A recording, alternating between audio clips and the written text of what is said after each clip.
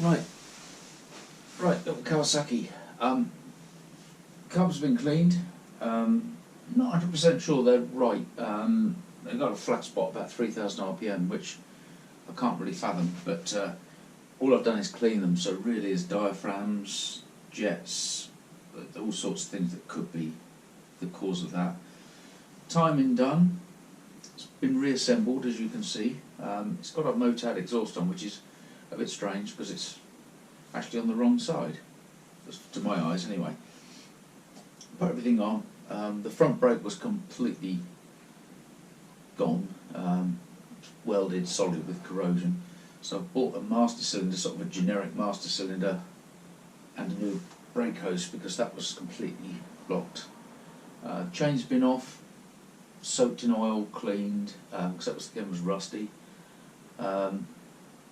And just reassembled. Battery, of course, and it now is on the button and running, and so technically you could go for an MOT. I'm a bit miffed about the performance. I mean, it just seems to sort of hold at sort of 3,000 RPM and then burst into life. It's a rev happy little thing, you can tell that, but I've got a steep drive, and you can tell when you're going up the drive, as soon as you try and give it some gas to go up the drive, there's that flat spot, means it just won't go up. But I've run it up and down the road, and it's such a small bike. It's a joy after all the big bikes. It's really like, you know, throwing a bicycle around. I'm still undecided as to what to do with it, whether to put it on the road or what. But now it's all up together, I probably will.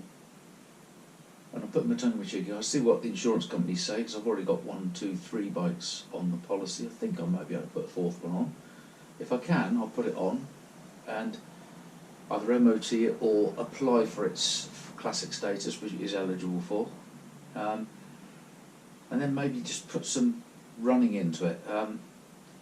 It might clear up, but I've had it running and run it up several times, and it still has that sort of flat spot. As I say, today I've done just checked the timing. Interestingly, whoever had it before, I don't know what had happened before, the timing, you know, sits where it sits really, and it was completely off. Still running, which is all credit to the little thing, but it was completely skewy. It was completely right off. So all I've done is static timing. I haven't done it with a strobe light, although I could have got one there, but I just static timed it. Again, it's all been messed about with, obviously, as a bike of this age is, and one of the points connectors has got a run thread, so that's not very good, but I can hold it tight with the other one, so that's not an issue. It seems to brake all right, it seems to stop all right. As I clean the front brake out completely, it's gumped, just where it had stood. The back brake seems to be working fine. I haven't even bled that, and it's working fine. So I really think that there we are. It's yeah. If somebody came along and offered me the right money for it, it could go. Probably I don't know. It's one of those. What is it worth? Somebody wants one. All up together, an original. One previous owner prior to me. Yeah. 1,500 quid, and probably take a chip on that. But at the moment, I might as well just hang on to it. It's not busting the bank. As I say, I might insure it, which is going to cost me. It's already stood me. I've only got a battery, brake hose, master cylinder, farting about stuff. You know, you're already looking at quite a lot of money relative to what it is. So realistically, it's all there and ready to see if it will break when it's used. Probably using it might do it some good. But we've got have we got a key? Got it all on the button really.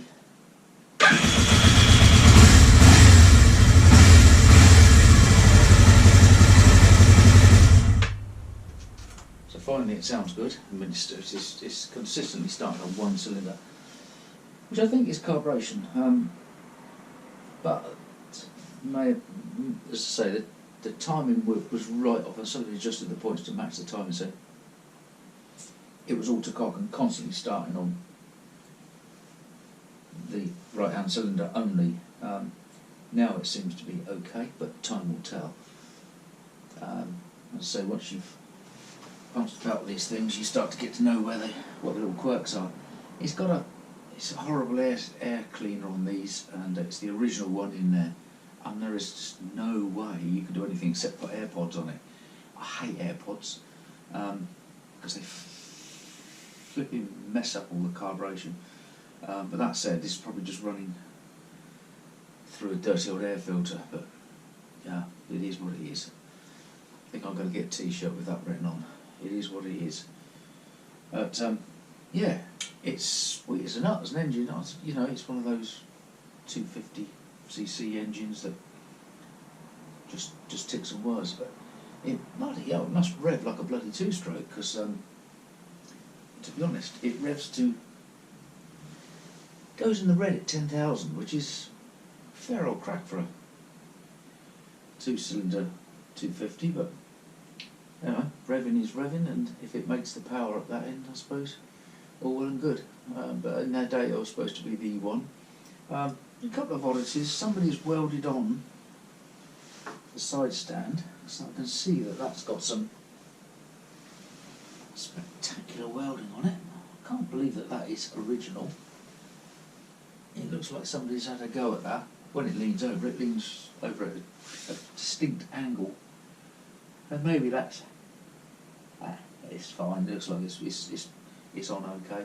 As I say, it's a shame it hasn't got the original exhausts, because that Motard one is sitting on the wrong side. It just isn't. The other side would be the logical side to me, but as I say, everything else is there. I've got a toolkit, but nothing much else. So I think that's about it. Next step will be to get it on the road and run it up the road, and hopefully show you it rolling. Or not, as the case may be. Right, that's it for now.